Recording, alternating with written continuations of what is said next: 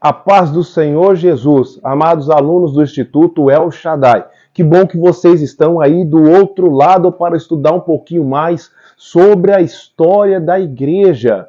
Dando sequência agora, irmãos, na possível queda do Império Romano. E você vai observar aqui, irmãos, que nós vamos salientar que existiam pelo menos 5 centros culturais, geográficos e estratégicos nesse tempo que nós estamos estudando, que nós vamos elencar aqui na lousa.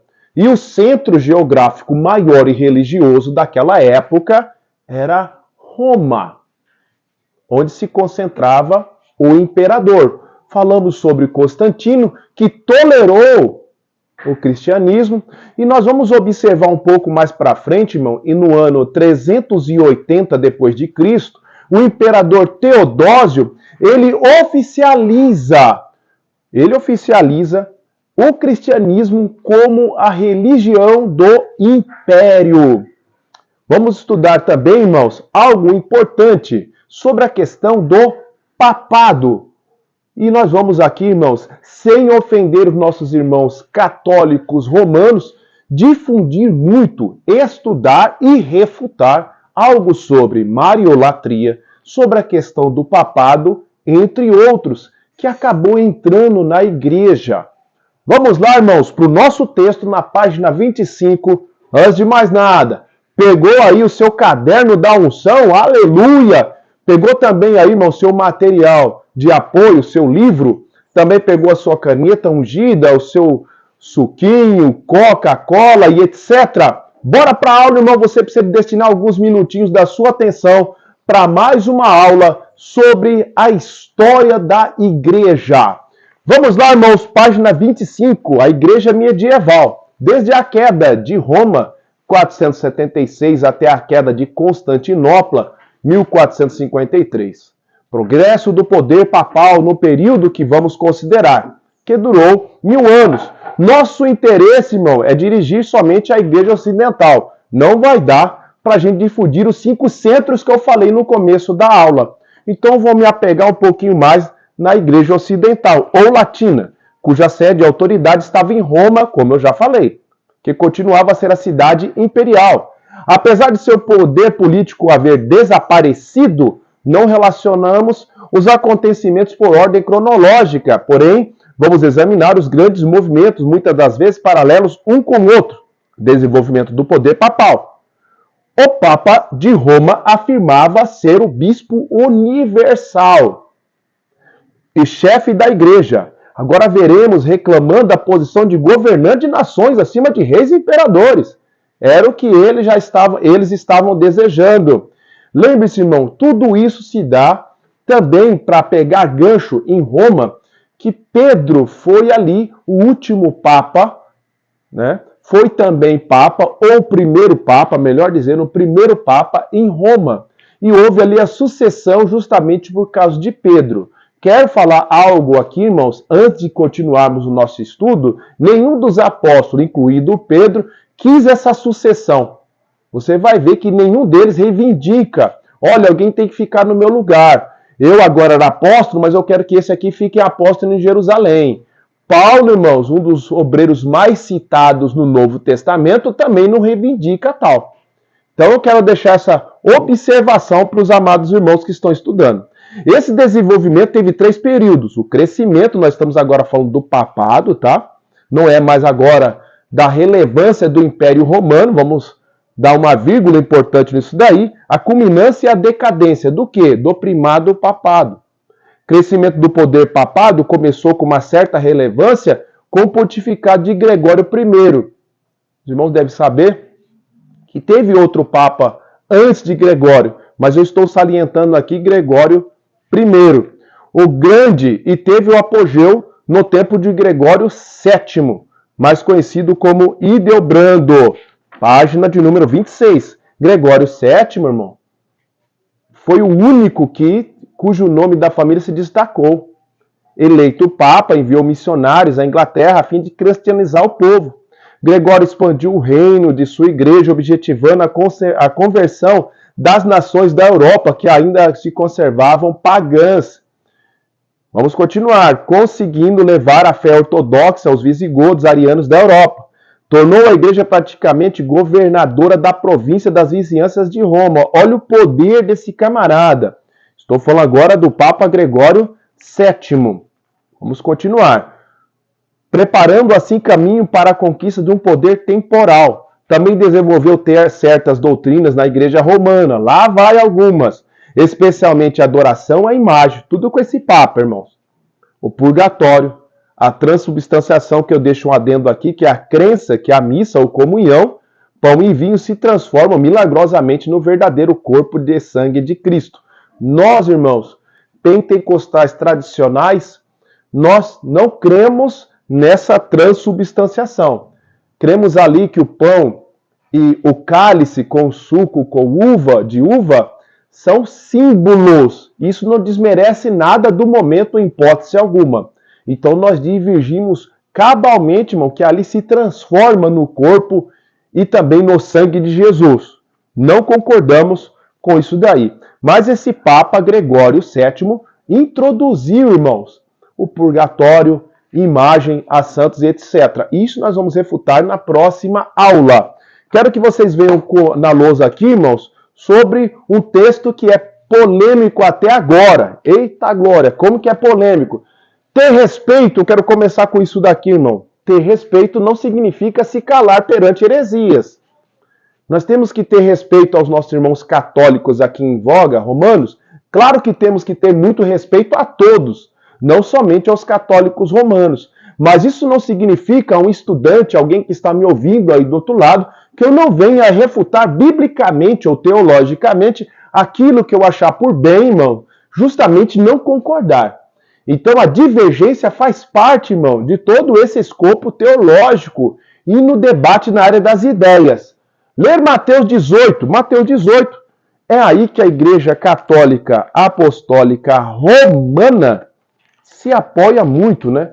Que é Mateus 16 e 18 que eu vou ler para você. Diz assim, irmãos, o diálogo entre Cristo e Pedro. Pois também eu te digo que você é Pedro, e sobre essa pedra edificarei a minha igreja, e as portas do inferno não prevalecerão contra ela.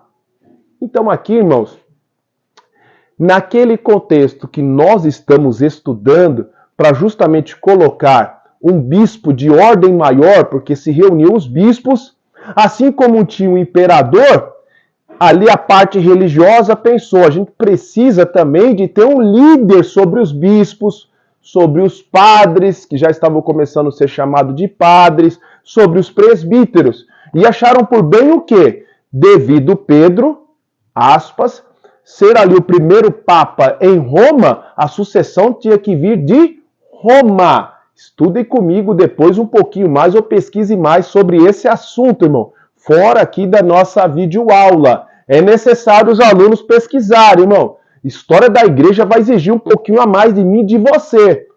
E aí, levando em consideração já que Pedro foi o último papa, o primeiro papa em Roma, teria que haver a sucessão em Roma. E ali colocaram sobre essa base bíblica equivocada que hoje, até os dias de hoje, a igreja romana defende. Diz assim o 18, pois também eu te digo que sobre esta pedra e sobre esta pedra edificarei a minha igreja. Veja o verbo possessivo aí, irmão. O pronome possessivo. Minha, a igreja de Jesus. Vamos ressaltar isso daqui importante nesse texto. A igreja nunca foi de Pedro. A igreja nunca foi do Vaticano. A igreja nunca foi de alguém. E eu quero ampliar isso daqui, irmão, para o nosso coletivo pentecostal. Muitas pessoas pensam que a igreja é dele. Faz o que ele quiser. A igreja, irmãos, não tem um dono humano.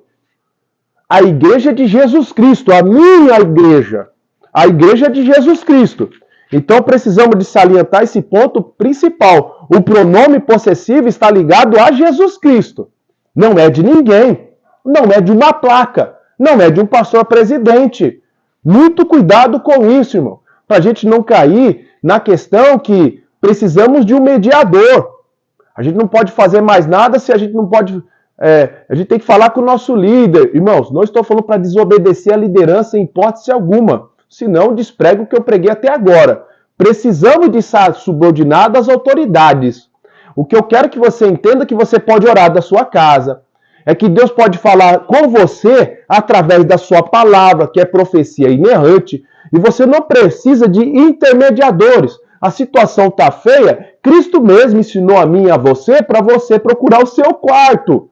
Em muitas ocasiões, não vai ser necessário, não vai ter condições de você buscar um líder espiritual. Mas você tem contato, irmão, preste bem atenção. As paredes, enfim, o véu se rasgou. E você pode buscar a Jesus Cristo nesse exato momento, se você estiver passando por uma dificuldade. Nós somos a igreja de Jesus. E Cristo, irmão, está com os ouvidos atentos a mim e a você. Enfim, volte aqui, irmãos. E esse versículo, equivocadamente interpretado pela igreja romana, dá ponte para dizer que Cristo estava falando, olha, sobre você eu vou edificar a minha igreja. É isso que eles interpretam.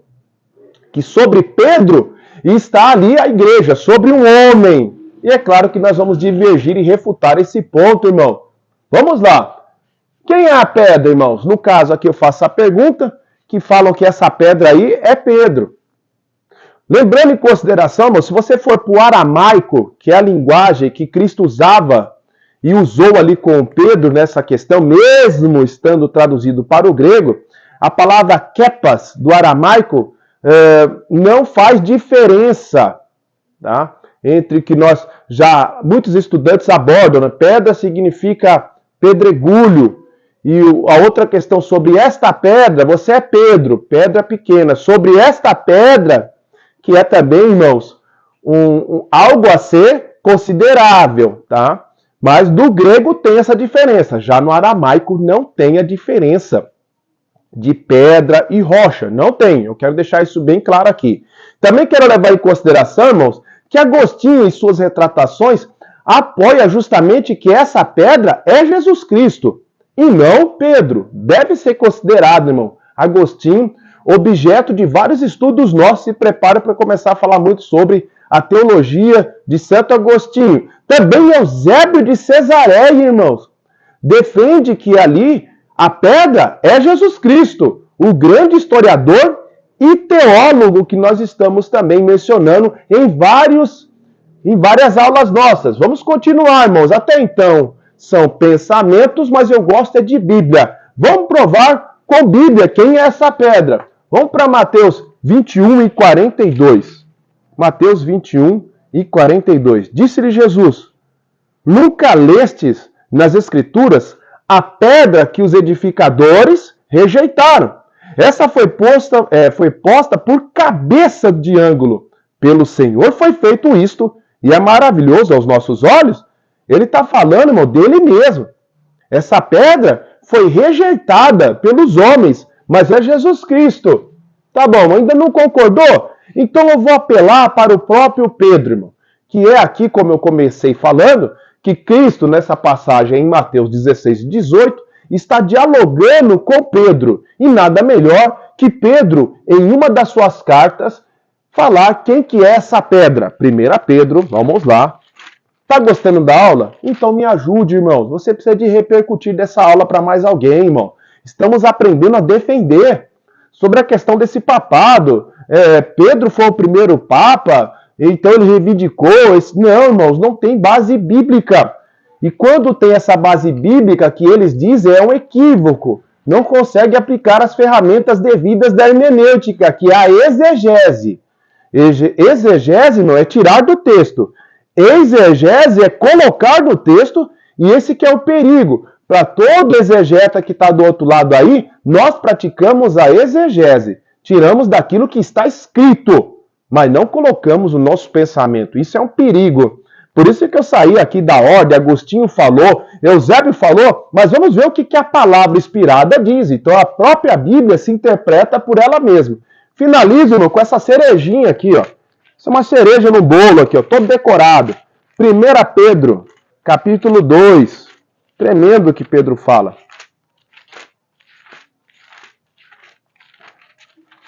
1 Pedro, capítulo 2, do versículo 4 ao 6. Diz assim: e chegando para ele, pedra viva, reprovada, é Pedro falando, na verdade pelos homens, mas para com Deus eleita e preciosa. Vós também, como pedra viva, sois edificadas casa espiritual, sacerdócio santo, para oferecer sacrifícios espirituais agradáveis a Deus, por Jesus Cristo. Pelo que também na Escritura contei: eis que ponho em Sião a pedra principal de esquina, eleita e preciosa, e quem nele crer não será confundido. Dá para entender, irmãos, que essa pedra não é uma pedra humana somente. Porque é óbvio que ele faz um jogo aqui de palavras no versículo. Mas o primeiro versículo que nós lemos deixa claro quem é essa pedra. Porque fala que foi rejeitada. E justamente relaciona com o outro versículo que nós lemos aqui, em Mateus 21 e 42. Continuo. Ok? Continuo. Não esgotei o assunto. Mas eu quero deixar uma coisa muito clara, irmãos, que é um perigo nós colocarmos algo para o ser humano como personagem principal de uma história. A igreja começou, irmão, em Atos dos Apóstolos, a igreja física, claro que já não estava no coração de Deus e etc. Mas ali na casa da irmã Maria, com 120 perseverantes homens e mulheres que foram batizados, revestidos de poder. E ali eles fizeram tudo, Atos dos Apóstolos, que eu gosto muito de colocar aqui, ó, Atos do Espírito Santo nos Apóstolos. Então, meu, por misericórdia que eu estou dando aula, o que a gente consegue é exaltando sempre a Jesus Cristo. Ele sim é o único suficiente Salvador. É sobre ele que a igreja está edificada, a rocha verdadeira. Nós estamos firmados na rocha. O contexto histórico, religioso e geográfico dividiremos em 5 áreas. Roma, a parte ocidental, Constantinopla, a oriental, Alexandria, Antioquia e Jerusalém. Então eram esses 5. E eu estou dando atenção um pouquinho a mais, como eu falei no começo da nossa lição, sobre Roma. Então ali estava se concentrando, irmão, o poder religioso da época que nós estamos estudando. Gregório I, nós falamos do 7º, mas eu quero falar um pouquinho do Gregório I, teve certa relevância, irmãos. Ele começou o seu papado em 590 e durou a 604 na sua morte. Seu bispado, se assim que você quer pronunciar, nasceu em 540, em próprio declive de Roma. Roma estava abandonada, estava entregue aos vândalos, a saques e a etc. Então ele nasceu nesse contexto, mas foi um homem que recebeu, irmãos, uma formação acadêmica muito boa que os seus pais permitiram. Tinha uma formação jurídica, intelectual, dominava o latim como era de praxe, estudou a fundo Agostinho e Jerônimo, entre outros, também chamado Gregório o Magno. Então esse Gregório I, irmãos, eu fiz ali só uma menção muito rasa no nosso livro de apoio, mas eu preciso salientar a vocês que ele deu um grande up para essa religião. E ali ele começou a concentrar todo esse poder. Claro que nós vamos desenvolver, já falamos um pouco, sobre Gregório VII. Além dele potencializar aquilo que os seus antecessores estavam fazendo, começou a difundir também as heresias católicas romanas. Lembre-se, não estamos ofendendo. Precisamos de refutar. Respeito acima de tudo, mas eu não posso silenciar. 1 Pedro 3:15. Que Deus possa abençoar vocês e vocês possam ser defensores da fé. É o meu desejo e é a minha oração e é por isso que estamos aqui. Até a próxima aula, se Deus quiser, em nome de Jesus.